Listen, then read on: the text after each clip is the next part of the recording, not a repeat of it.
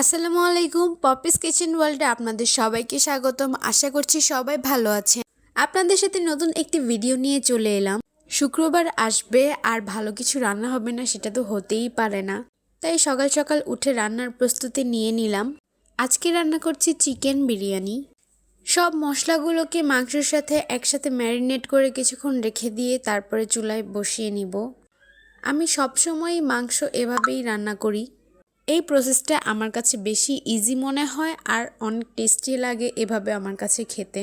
মাংসটা চুলায় বসিয়ে দিলাম, তারপর ভালো করে কষিয়ে এখানে পানি দিয়ে নিয়েছিলাম। আর এটা হচ্ছে নামানোর পরের ভিডিওটা।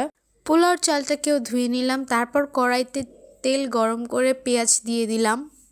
পেঁয়াজগুলোকে একটু লাল লাল বেরেস্তা টাইপ করে ভেজে নিয়ে তার মধ্যে ধুয়ে রাখা পোলাওর চালগুলো দিয়ে দিলাম। এবার ভালো করে নাড়াচাড়া করে নিব, চালগুলোকে ভালো করে ভেজে নিব।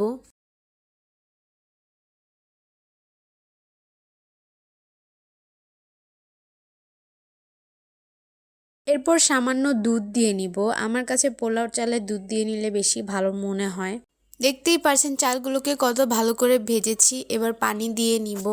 পোলাওর চালটা 80% ফুটেছে, তারপরে মাংসগুলো দিয়ে দিলাম। অ্যান্ড দেন কিছুক্ষণ ঢাকনা দিয়ে রেখেছিলাম, তারপরে উঠিয়ে ভালো করে মিশিয়ে নিচ্ছিলাম সব জায়গা দিয়ে ঝোল আর মাংসগুলো।